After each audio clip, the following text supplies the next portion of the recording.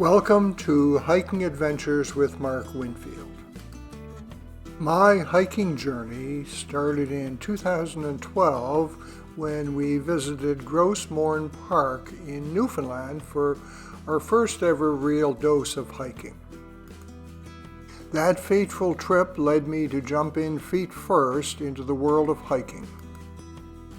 One of the places that I landed was the Highland Center, operated by the Appalachian Mountain Club in the White Mountains of New Hampshire. I volunteered there helping hikers find hikes, and that's where I first heard of the Presidential Traverse. The Traverse is a series of tall mountains named for U.S. presidents, with Mount Washington in the center. The world-famous Appalachian Trail travels along the Presidential Traverse. In the summer of 2022, I invited my good friend Stewart Franck, who is also a hike leader, to join me on this adventure. When we did our planning, we had some choices to make as far as which routes to take. And I went along with Mark, who suggested a longer route. And I thought at the time it was a good idea, given that we get see more of the sights and take in more of the Appalachian Trail. It's 10:30 in the morning and we're starting a little later than we've planned. We're on the Old Jackson Road, which is on the Appalachian Trail. We weren't too far along when we made our first navigation error, which only took us out of our way probably 0.1 kilometers, but killed a bit of time.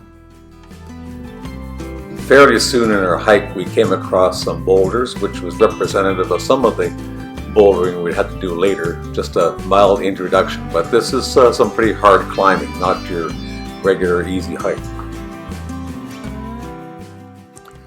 We're continuing to go up and we reach the road that we cross, which is the road that goes up to the top of Mount Washington.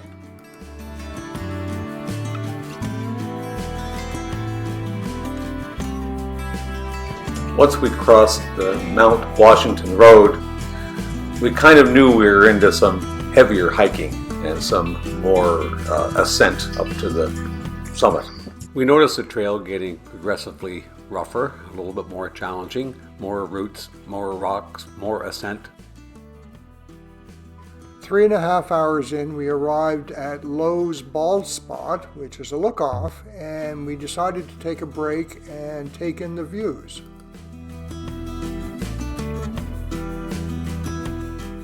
There were many beautiful water crossings, at which point we should have refilled some of our fresh water, and it was also nice and refreshing in the hot day to splash ourselves with some cool mountain water.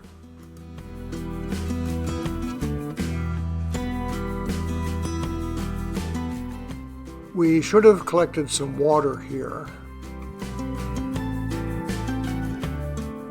For a while we were traveling above this river that you see through the trees, and eventually we came to a bridge crossing which took us across it.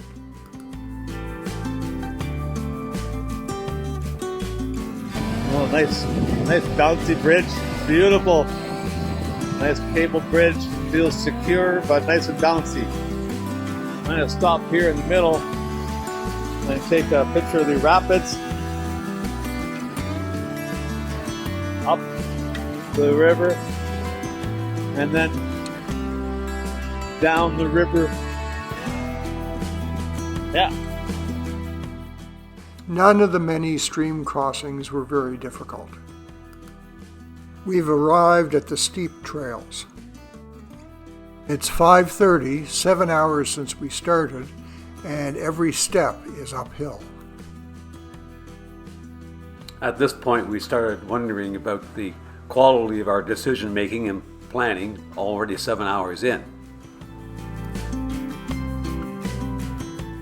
We came around a corner and quite to our surprise, we came across this staircase.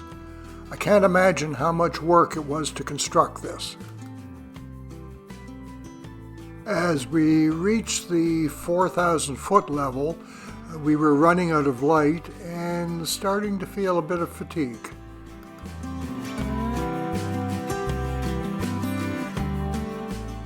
We're running way behind schedule as we had planned to arrive at the hut by now.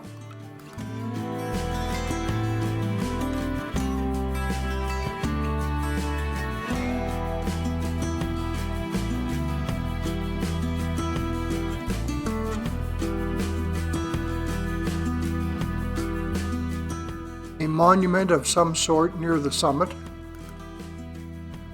This is one of many times where we thought we were at or near the summit, but we were not. We're up above the tree line, and the views still are beautiful. We were fortunate that it was a clear night because the stars provided some light. Not much daylight left.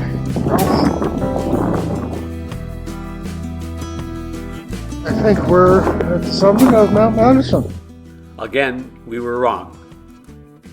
As we traveled through the dark, wishful thinking seemed to overtake us a bit. This is the only point where I was actually scared. As it was dark, we set off looking for the markings for the trail. Mark and I became a little bit separated. We could see each other in headlights, but we couldn't communicate because of the noise of the wind, and we thought we need to get back together. At this point, we're in near darkness. We're operating with our headlamps. It's difficult to videotape in the darkness, and also our footing on the boulder fields is kind of risky, and we want to try to avoid injury as well, and still try to find our way either over the summit or to Madison Hut. We made our way up the boulder field to this crossroads, which is most of the way to the summit, and we couldn't find our path beyond this. So at 11 o'clock at night, we called it a day and set up our tent. We didn't have supper yet, so we cooked that and had that, and eventually went to bed. It's the middle of the night, and we're most of the way up the mountain in a boulder field, setting up our tent and cooking in the dark. Clearly our planning was in error because we were supposed to be at the hut hours ago. If you expect the unexpected, then nothing is really unexpected. We made choices which might have been a little bit incorrect in taking a longer route, but we were well prepared, having extra gear necessary to survive the trip. Despite the temperature going down to almost freezing overnight, we weren't uncomfortable except for sleeping on the rocks. It was a challenge finding a reasonably flat spot to set up the tent and also get the guy wires in because you couldn't drive stakes into the ground because of all the rocks. We finally crawled in our sleeping bags around midnight, and I must say it was a rough evening. We ran out of light, and we got up here to this particular point, and we're supposed to be within a mile of the hut, which was our destination, but we could not find the trail in the darkness, even though we had our headlamps on, that would take us to the hut. So that's when Stewart gets the coffee going here. Yes. Which is very important. It's his most important duty. And with addition. That's right. And we have some Bailey's Irish Cream to go with that. So, yeah, people are probably going to say we're nuts for doing what we did, but they don't get to wake up to this. And we do. And I must say, that puts you in a good mood first thing. 7:30 in the morning, and we got everything all packed up. Here's my bag, holes. Stuart's got his bags. He hasn't got his makeup on yet, but we'll cut him some slack. I tried to shave this morning, but I couldn't find a rock sharpener. Yeah.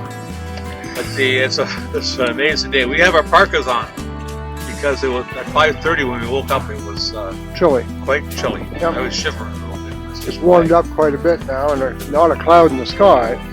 So where we are here, we're near the summit of Madison, which is right up there.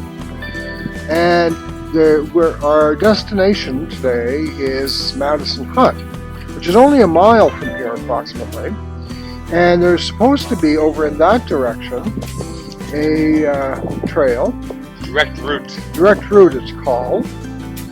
And then there's another route that goes up over the mountain here. Now, I'm going to show you here.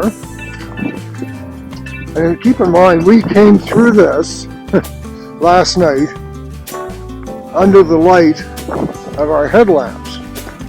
And I mean, what you see here is what we're going to be traveling with the next little while, and what we traveled against for quite a ways getting to here. And it's hard work, very slow going. So we can't find the direct route to the hut, which is supposed to be over here. So we're going to go up over the mountain, and we feel there's less chance of getting misdirected that way.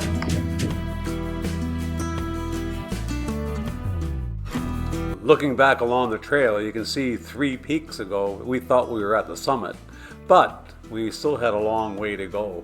And following these cairns at night in the dark would have been near impossible.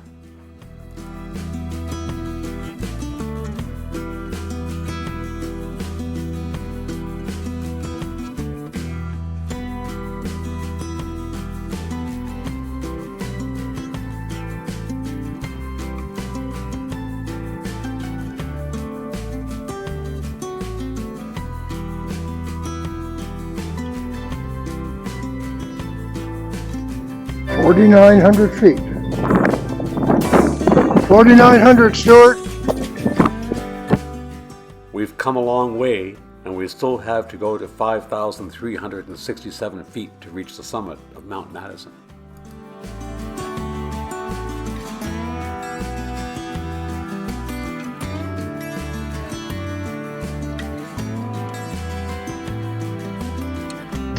None of this is easy, but we're on a bit of a tough stretch here.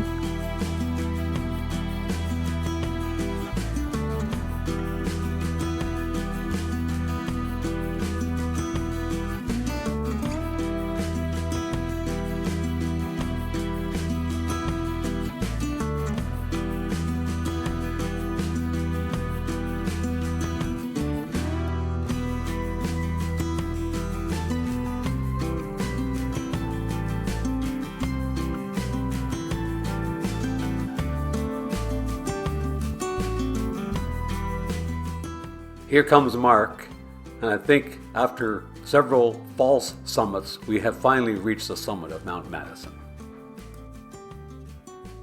After thinking we had arrived at the summit many times, we really did get there. We thought the hard part was over, but we found out that going down was just as hard as going up, even in the daylight.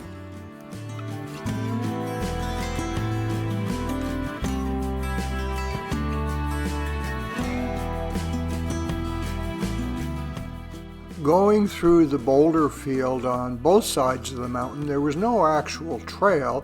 We were always stepping from large rock to large rock, and the trail was marked by cairns.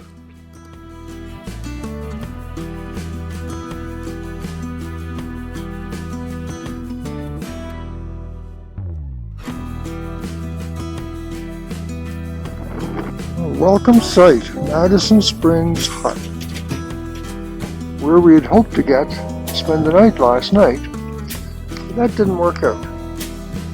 Well, we finally made it to Madison Hut. We expected to get here yesterday afternoon before dark, but at midnight we still hadn't reached the peak of Mount Madison. So we might just see if we can find something to eat. Definitely we're out of water. It's now we're 5 hours into our day 2 before we got here, so we're ready for some water, maybe a bite to eat, maybe a bunk for the night. At about the point where we set up camp for the night near the summit of Mount Madison, we started to question our not our decision, but our progress, because we had hoped to get to Madison Hut in the afternoon of day one, and we weren't anywhere near there yet. We had at least another mile to the boulder fields. So although we had a nice night setting up camp, it was comfortable. We knew we had a long way to go, and fatigue started to set in. We probably maybe got 3 hours of good sleep. So the risk of injury goes up with fatigue level. So we started to question, well, maybe we should find an opportunity to cut our trip short and try again another day. Madison Spring Hut is an off-grid hostel, you could say. It has a kitchen and washrooms and a lot of bunks that you can rent and stay at while you're traveling the trails. Quite comfortable for being in the middle of nowhere. After we got some lunch at the hut, we were pretty well beat and we decided to call it a day.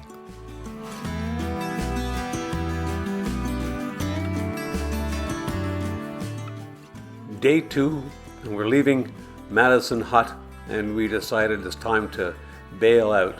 We had a strenuous day the day before. We're very tired, and we thought we would head down off the mountain and try again another day.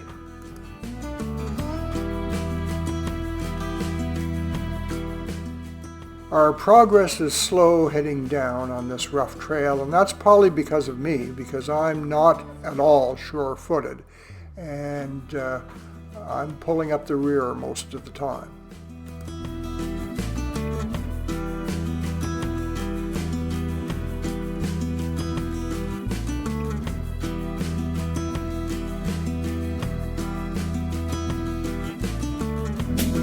It's 6 o'clock and we're 2,100 feet and we're hoping the end is near, aren't we?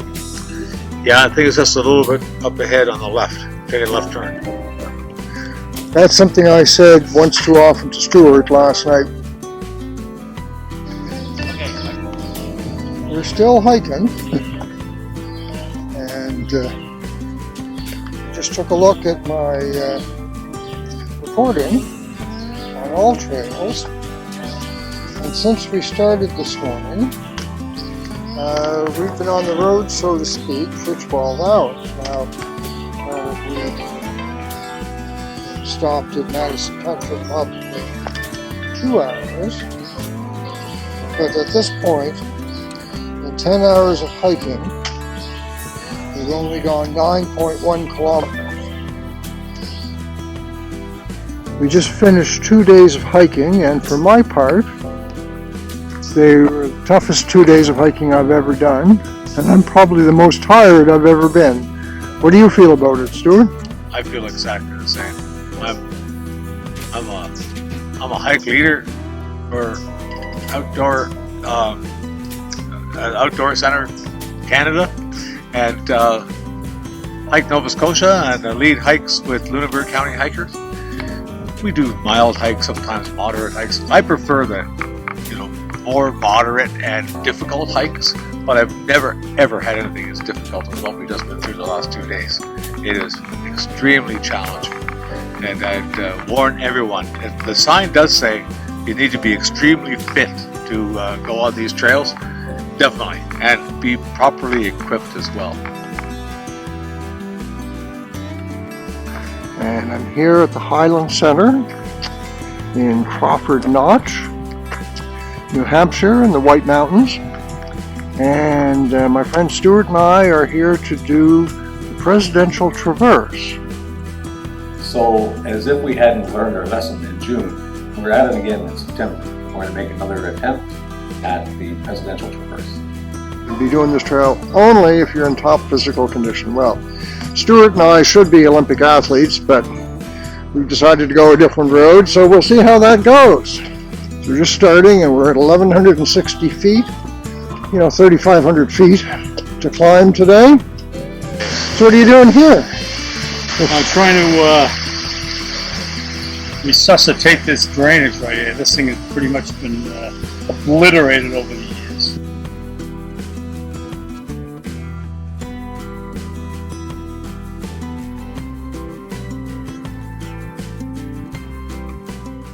This is the same trail we came down at the end of our first attempt of the presidential traverse in June. We obviously didn't get enough of it first time around.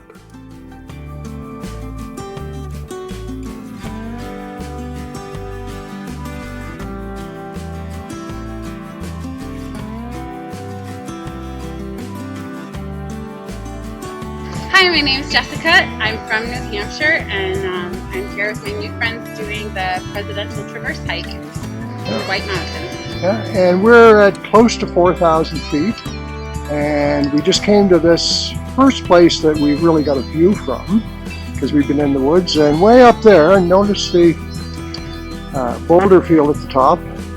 That's Mount Madison. That's the first summit in the series of mountains that we're all traveling together.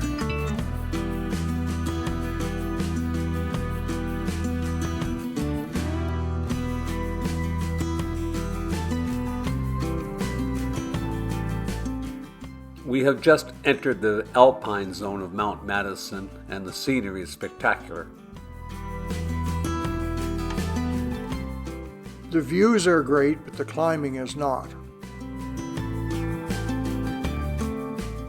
And here we are, arriving at Madison Spring Hut, on time and during daylight hours.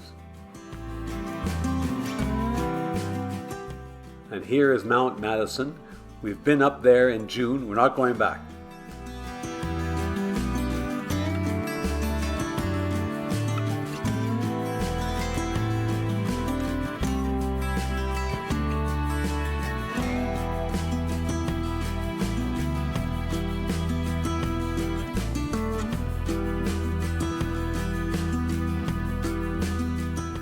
That's where we spent last night.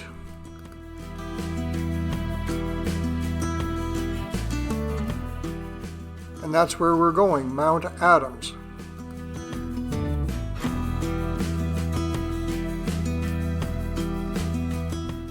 Here is Mark, and we are heading away from Madison Spring Hut and moving on to Mount Adams.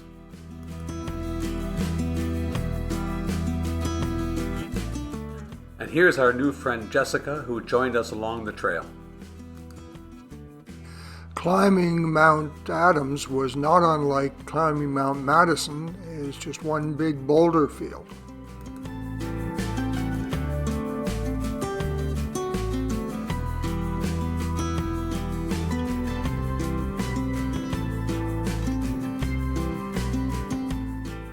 This was a very slow, steep climb. Took a lot of effort.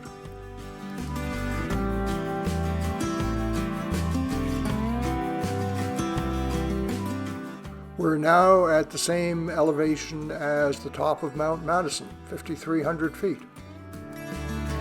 We're making our way slowly up here. At the hut, I ran into a thru hiker, and she was telling me that two of her buddies along the trail broke their ankles in the White Mountains. So on terrain like this. So take your time, make sure you know where you're going.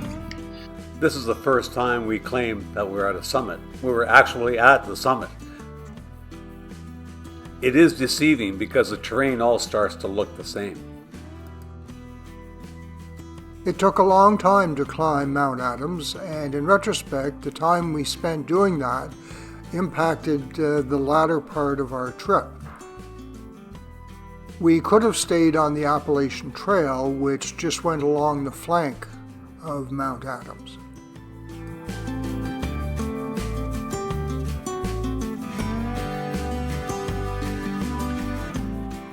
Here comes Mark off of the summit of Mount Adams. It's a very difficult stretch. You can see the boulders. You're going step by step from boulder to boulder, and safety is a paramount concern because it's pretty hard to effect a rescue from this area.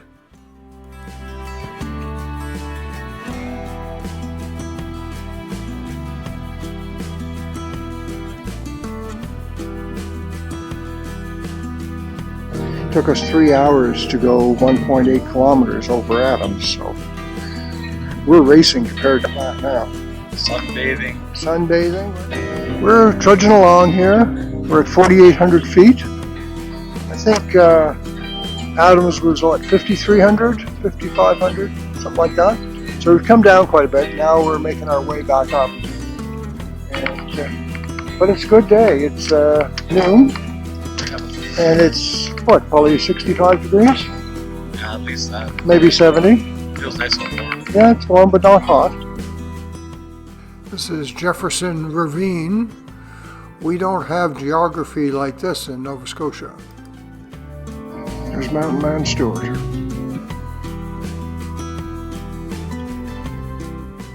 There are many ways to gain access to the Presidential Traverse.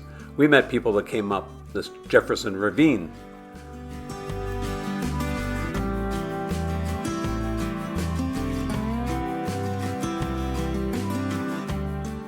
(4,640 feet). It's tough sledding.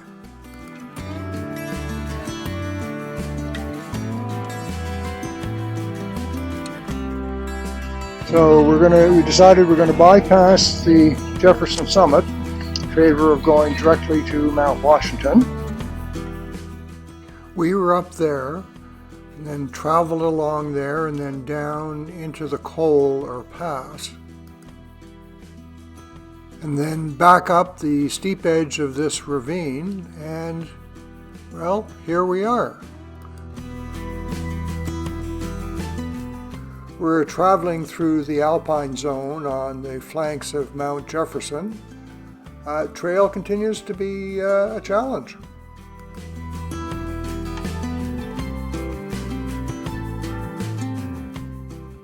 In the distance is Mount Washington and Mount Clay, and between us and those two mountains is a ridge that we have to go across.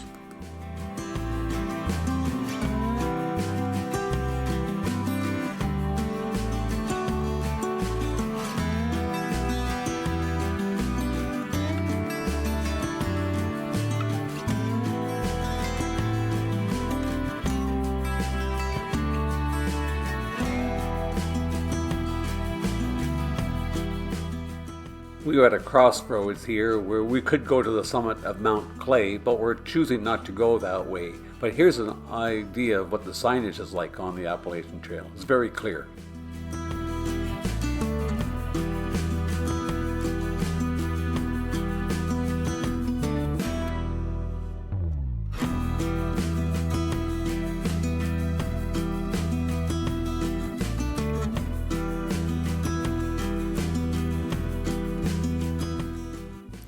It's 5 o'clock and we're at 5,000 feet and we're starting to get worn down a bit. This is the trail, not the worst we've seen. In the distance is the Mount Washington summit, and farther down along the way, you can just catch a glimpse of the Lake of the Clouds hut. This is our destination for today, for a nice warm bed and hot supper.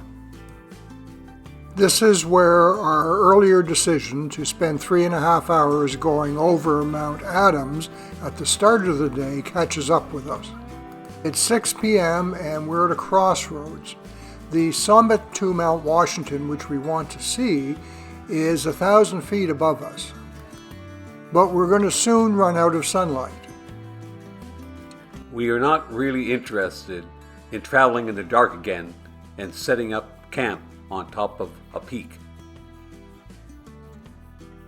We've decided to go directly to the hut and we'll take this trail that goes along the flanks of the mountain.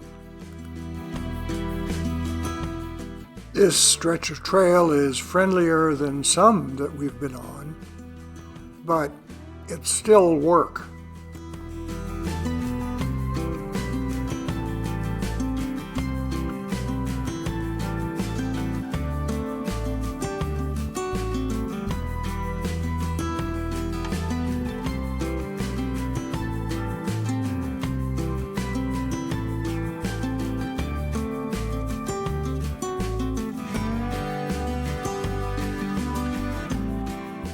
The sign says 0.9 miles to Lake of the Clouds hut, and the views continue.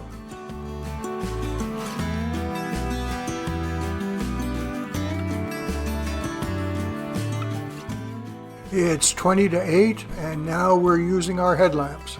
Again. On our final descent to Lakes of the Clouds Hut, we came across several patches of blood. It looked like blood had been spilled, maybe an animal attacked, maybe a bird attacked a squirrel or something. There was a lot of blood on the rocks. And I didn't find out until the next morning at breakfast, sitting across from someone by the name of John, or Sparky, that someone asked him how he was, and I asked what had happened, and he had fallen and banged his head on the trail and lost a significant amount of blood.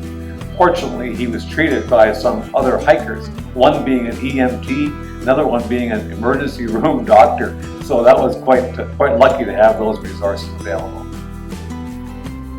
So we're at a crossroads here, and we've got point 1 to Lake of the Clouds Hut, which is just over there. Anyway, trust me, it's over there. This morning at Lake of the Clouds Hut, we're all waiting for breakfast. Looks like a gorgeous day. And once again, look at these views.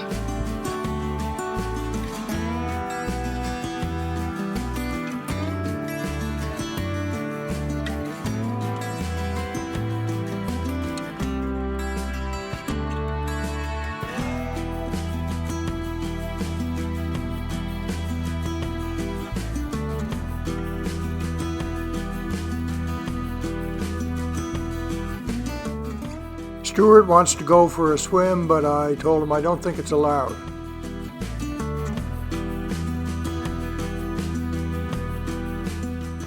This is the trail that we traveled on last night in the dark.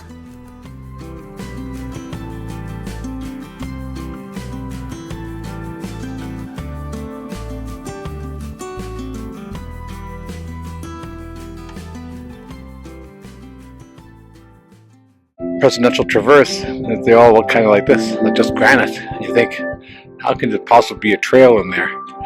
But there is. Someone years ago has developed a trail system, and they've rearranged rocks to make like steps and whatnot, and they put these cairns up for people to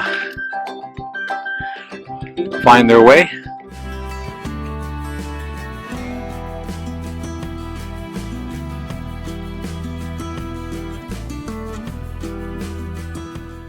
We've gone 1.3 kilometers according to all trails, and we started down there.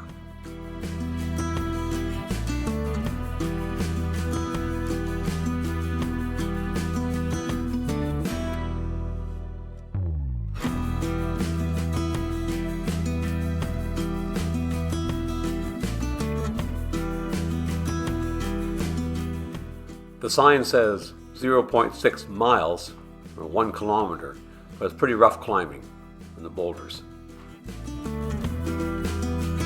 We're at 5,869 feet, and we have just a great view here. And down there is the Omni Luxury Resort. Really nice spot.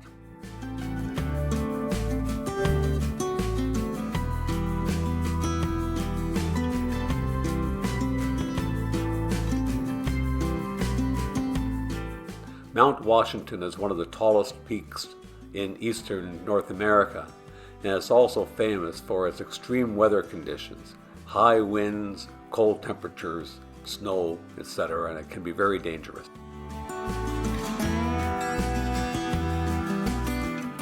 Stewart and I made it to the summit of Mount Washington, and we see lots of bumper stickers on cars about climbing the mountain, but there's no such thing for hikers. We called it a day at the top of Mount Washington, as there was no way that we would be able to make it to the end of the trail in daylight. It's now a year later, and Stewart and I are going to finish what we started. It's a gorgeous day in September, and we're starting our hike heading to the Lake of the Clouds Hut, via the Ammonoosuc Ravine Trail. Only 3.1 miles. We can handle that. And we're off, 9 o'clock in the morning, September 7th, 2023.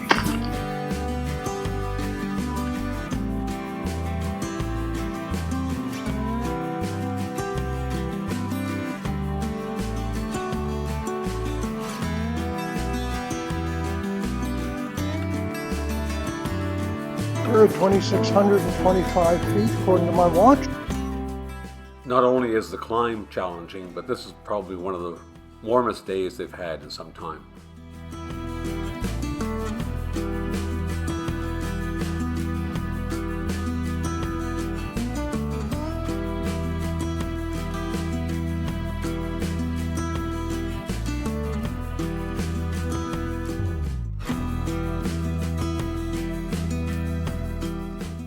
We're at 3,000 feet, and the climbing isn't terrible, fairly gentle, but at times the trail is quite rocky and rough. What do you think, Stewart? Is this where the terrain changes a bit?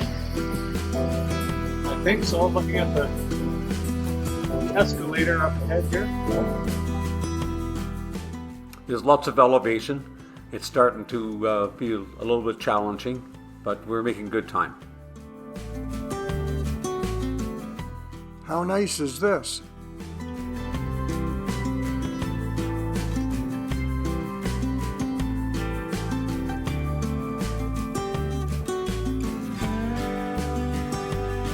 This is why we hike. Indeed, this is so beautiful. Wow. 3,300 feet. That's definitely up.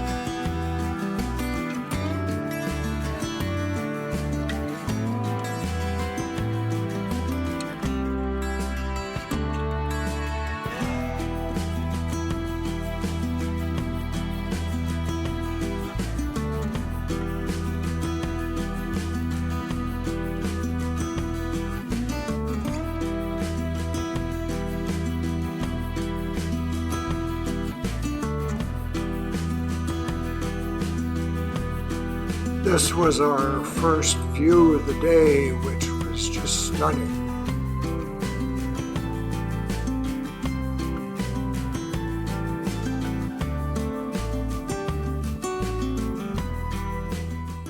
We'd been traveling through the forest until we got to the top part of the trail, and then it changed to these slabs of granite that just went on and steeply up. On these open rocks, it was extremely hot, and the nice mountain stream nearby allowed us to cool ourselves off. Actually, it was damn hot.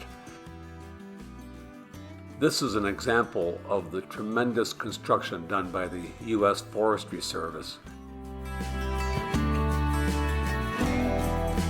We arrived at the hut about mid-afternoon. The hike took us about 6 hours. We climbed about 750 meters, 2,500 feet, and the second half of the hike was almost entirely on exposed granite, and that was a difficult climb, made more so by the fact it was a very, very hot day, which is extremely unusual at this elevation. The hospitality of the Appalachian Mountain Club and their staff is excellent. You get to meet all sorts of fellow hikers from all over the place, trade stories, and just have a great time. We've had an excellent breakfast, and we're all getting ready to head out for the day. Hikers from all over, including a class of students from the Boston area.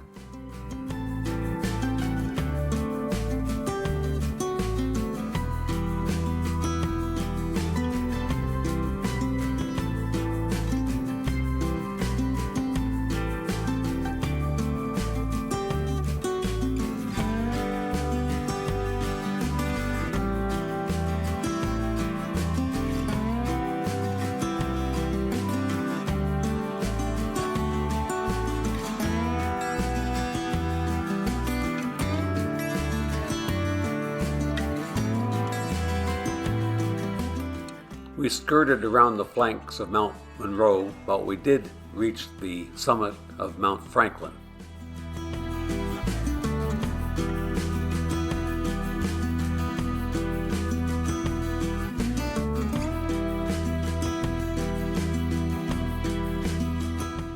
From this vantage point, we can see the whole of the presidential range.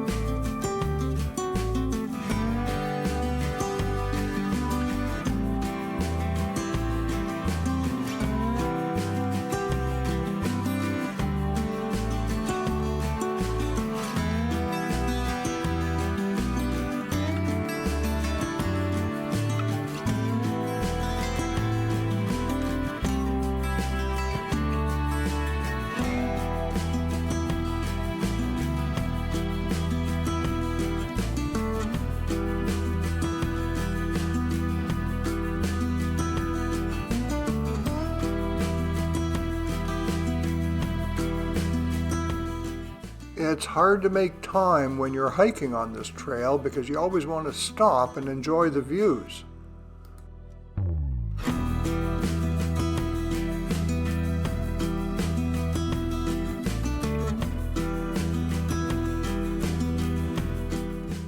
We are now past Mount Franklin, on our way to Mount Eisenhower, the second last peak on our trip.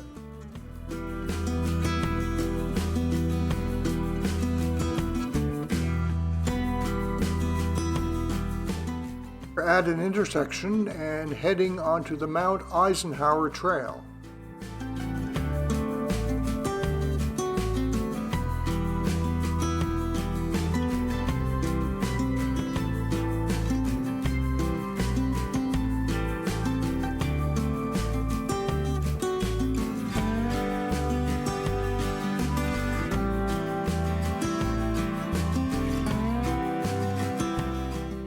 So far today, we've been mostly in exposed areas on the granite, but now we're starting to move into the forested areas.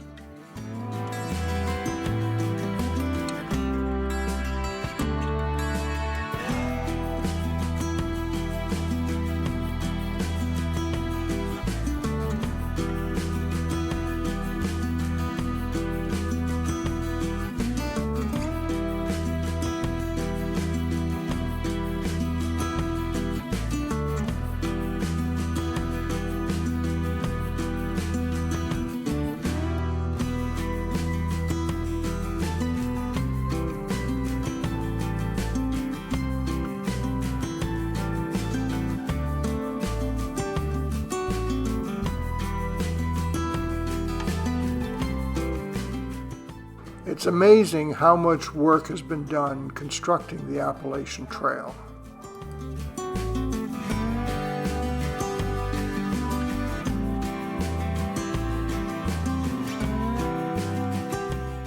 Here we are at Mount Pierce, the sixth and final peak of our travels.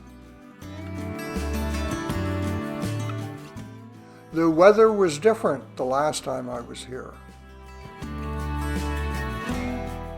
It's all downhill from here. Not necessarily any easier, but it's downhill.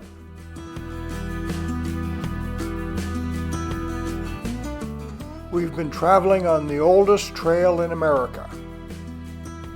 We've been hiking for 8 hours, not as fast as this fellow.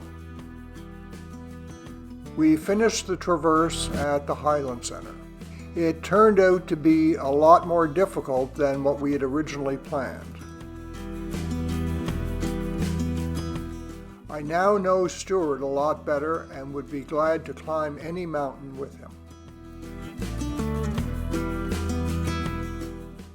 Our trip took longer than originally expected, but we had a wonderful time.